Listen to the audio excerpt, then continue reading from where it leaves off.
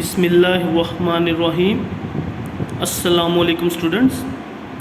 बेटा आज हमने साइटोस्केलेटन स्टार्ट करना है, इसके बाद हम ऑर्गेनेलिस की तरफ मूव कर जाएंगे। हम सेल स्ट्रक्चर पढ़ रहे थे और हमने उसमें देखा था कि 4 ऐसे कंपोनेंट्स हैं जो कि सेल को स्ट्रक्चर देते हैं।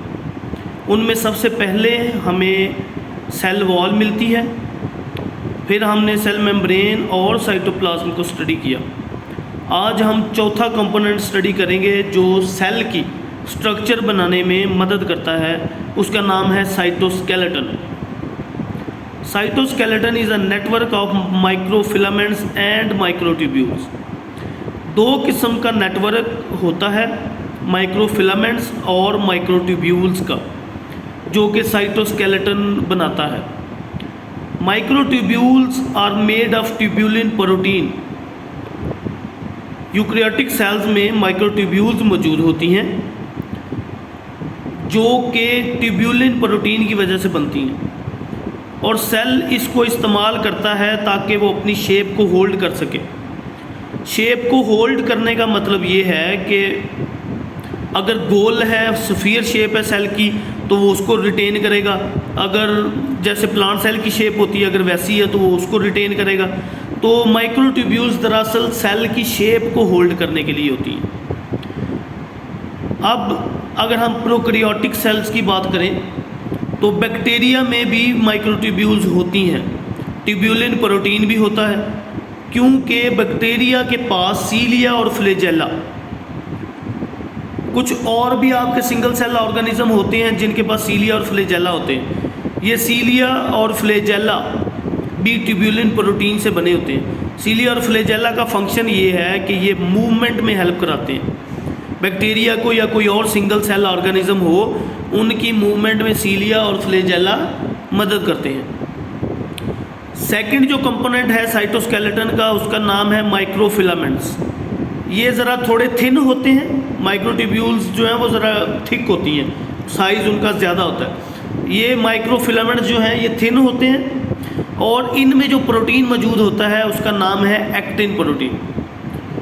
ये सेल में इसलिए मौजूद होते हैं ताकि समटाइम्स सेल को किसी वजह से अगर अपनी शेप चेंज करनी पड़े तो ये सेल को शेप चेंज करने में हेल्प करते हैं।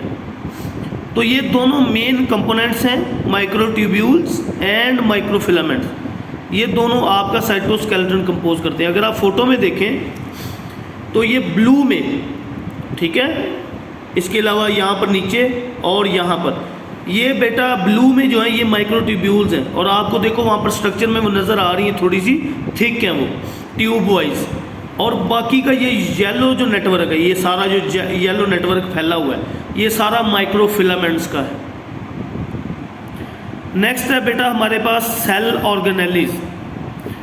Organelles are small structure. ये छोटी छोटी सेल में स्ट्रक्चर्स होती हैं जो कि डेडिकेटेड फंक्शंस परफॉर्म करती हैं। डेडिकेटेड फंक्शंस का मतलब ये है कि हर ऑर्गेनेली को एक फंक्शन दे दिया गया है, उसने वही फंक्शन करना है, अदरवाइज वो कोई और काम नहीं कर सकती। और तकरीबन 12 के आसपास जो है हमारे सेल में, यूकैरियोटिक सेल में ऑर्गेनेलिस होती हैं। सबसे पहली ऑर्गेनेली न्यूक्लियस है, इसको आज हम स्टडी करेंगे। न्यूक्लियस बेटा यूकैरियोटिक सेल और प्रोकैरियोटिक सेल में थोड़ा सा डिफरेंट होता है। यूकैरियोटिक सेल में एक प्रोमिनेंट न्यूक्लियस होता है।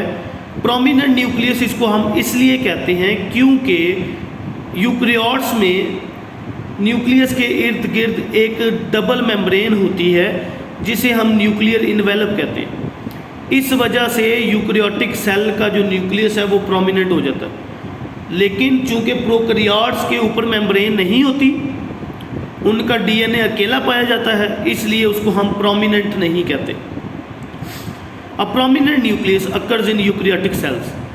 इन animal cells it is present in the centre. Animal cell की अगर हम बात करें तो ये दरमियान में, बिल्कुल सेल के सेंटर में मौजूद होता है। लेकिन प्लांट सेल की अगर हम बात करें, जो मेच्योर प्लांट सेल्स हैं, उनमें अब प्लांट के पास एक लार्ज वैक्यूल होता है, तो वो वैक्यूल की वजह से प्लांट के अंदर जो न्यूक्लियस है वो साइड की तरफ चला जाता है।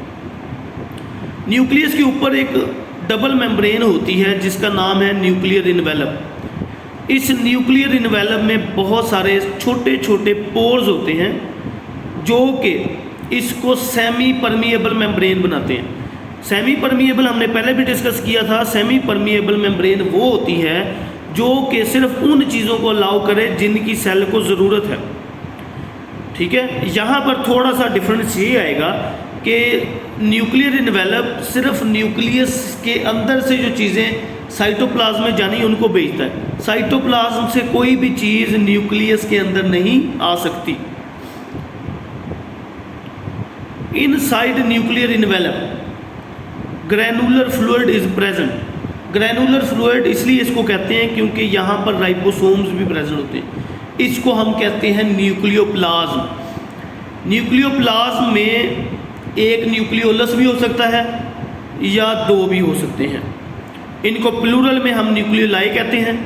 और न्यूक्लियोप्लाज्म में जो सबसे मेजर एक और चीज़ पाई जाती है वो क्रोमोसोम्स हैं।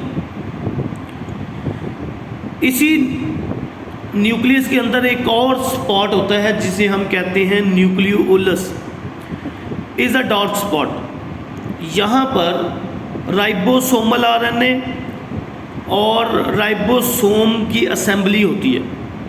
राइबोसोम में दो पार्ट्स होते हैं, राइबोसोमल आरएनए एंड प्रोटीन, तो वो दोनों मिलकर राइबोसोम्स बनाते हैं। नेक्स्ट हमारे पास है बेटा क्रोमोसोम्स।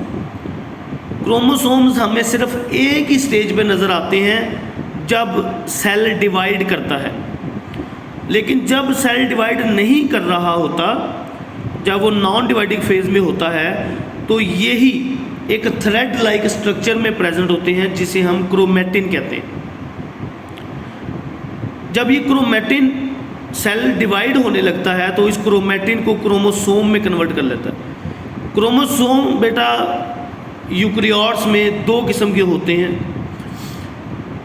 इनमें दो चीज़ें मौजूद होती हैं। First is DNA and proteins. Proteins मैंने आपको पहले भी बताया था कि वो सेल में क्रोमोसोम्स के अंदर डीएनए को पैक करने के लिए हेल्प करते हैं। ठीक है, डीएनए आपको पता है डीऑक्सी राइबोन्यूक्लिक एसिड, आपकी जेनेटिक इन्फॉर्मेशन, और प्रोटीन्स भी इसके साथ मौजूद होते हैं। Prokaryotic cell do not contain prominent nucleus. Prokaryotes में प्रोमिनेंट न्यूक्लियस नहीं होता। क्यों? क्योंकि इसके ऊपर मेम्ब्रेन नहीं होती और इनका जो क्रोमोसोम है वो सिर्फ डीएनए का बनता है, उसमें प्रोटीन नहीं होता और ये वैसे का वैसे ही साइटोप्लाज्म में सबमर्ज होता है। उस पॉइंट जहाँ पर ये प्रेजेंट होता है उसे हम न्यूक्लियोइड कहते हैं। आज के लिए इतना ही, ठीक है। इसको हजम करें, ठीक है, और अच्छी तरह लेक्चर सुना करें ताकि आपकी हेल्प हो सके।